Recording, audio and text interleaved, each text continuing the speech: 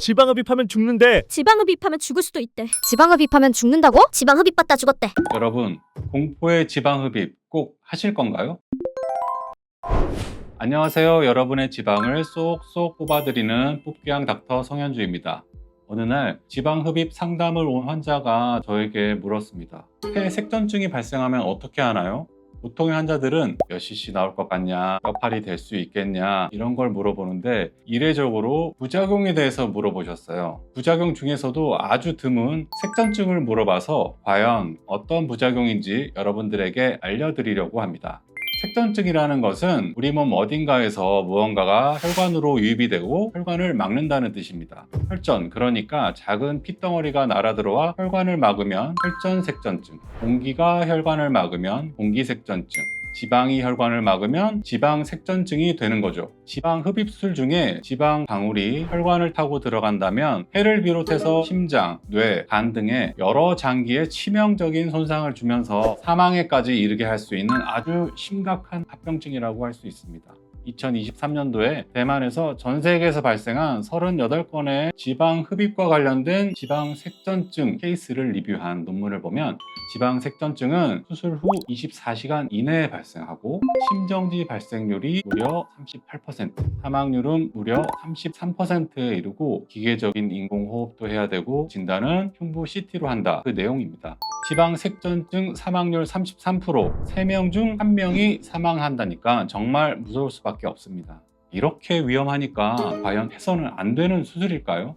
결론부터 말씀드리면 다른 부작용이 아닌 지방색전증에 대해서는 저는 걱정할 부분은 아니다라고 생각합니다. 왜냐하면 그 발생률이 매우 낮고 예방법이 있고 치료법까지 있으니까요.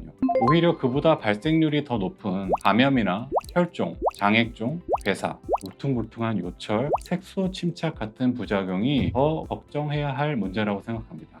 지방 흡입의 사망률은 10만 명당 1명 이하, 0.0001% 이하입니다. 이게 어느 정도인지 비교를 해보면 제왕절개 수술 사망률이 0.02%, 맹장 수술 사망률이 0.1% 이하, 그리고 한국의 교통사고 사망률이 연간 0.01%인 것과 비교해보면 상대적으로 발생 위험 수준이 매우 낮은 편에 속하는 수술이라는 점을 알 수 있습니다. 지방색전증을 예방할 수 있는 방법은 없을까요? 색전증을 잘 발생하게 하는 원인을 제거하면 되겠죠. 첫 번째로 전신마취가 아닌 수면마취와 곡소마취로 해결할 수가 있습니다. 지금까지 지방색전증이 보고된 모든 케이스는 전신마취 상황입니다. 환자가 전신마취 중이라 움직이지도 않고 외부에서 산소를 넣어주니까 폐에 압력이 높게 걸리고 수술에 대한 환자의 반응을 모니터링하기 어려워지고 하면서 이런 것들이 지방색전의 발생 가능성을 높이고 그에 대한 대응도 어렵게 하는 겁니다. 두 번째, 대용량 지방흡입을 하면 안 됩니다. 수술로 제거할 수 있는 지방량은 환자의 키와 체중에 따라 달라지게 됩니다. 일반적으로 5000cc 이상의 지방흡입에서 지방색전증의 발생 가능성이 높아집니다. 2만 cc 뽑아주겠다. 아직도 이런 말도 안 되는 거짓말에 속는 분들 없겠죠? 너를 죽이겠다 라는 말과 같습니다. 세 번째, 깊은 층의 흡입을 최소화하는 겁니다. 숙련도의 부족으로 얇은 층을 흡입하는 것도 문제지만 깊은 층을 흡입하는 것도 근육과 혈관을 손상시키고 색전증의 위험을 높일 수 있습니다. 그러니까 지방층의 흡입 깊이를 자유자재로 조절할 수가 있어야 됩니다. 이 세 가지만 잘 피하면 극히 발생률이 낮은 지방색전증이지만 더더욱이 그 발생률을 제로에 가깝게 만들 수 있을 겁니다. 그래도 혹시라도 지방색전증이 발생하면 어떻게 하나요? 라고 물어보실까봐 미리 말씀드립니다.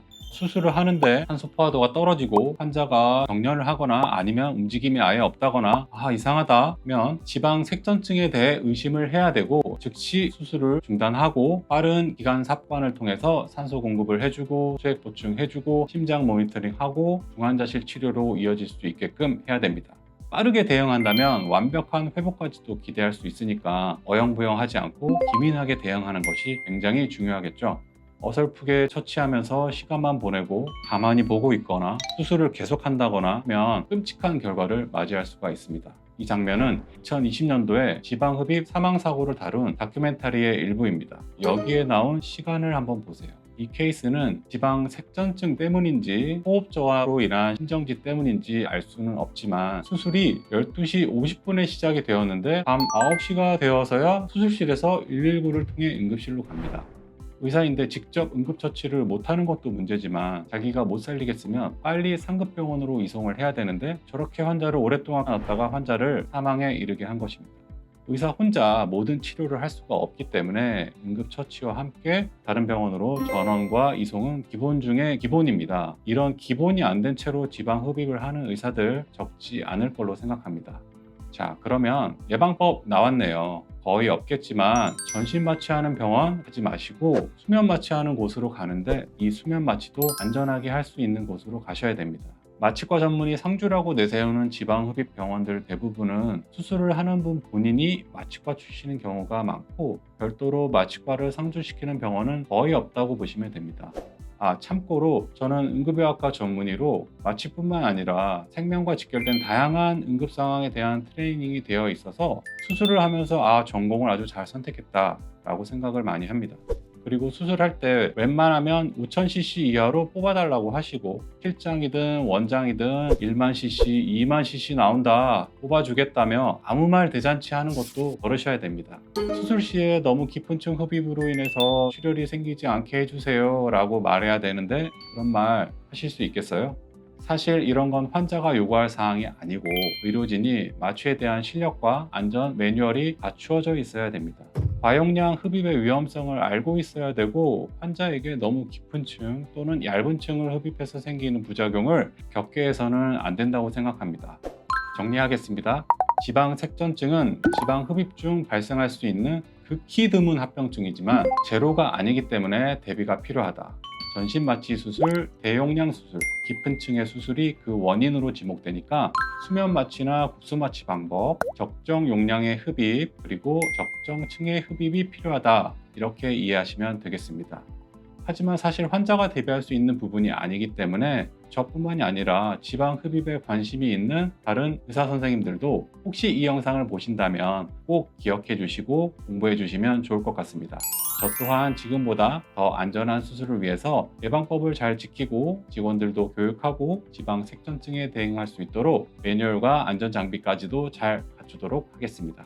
이상 뽑기왕 닥터였습니다. 감사합니다.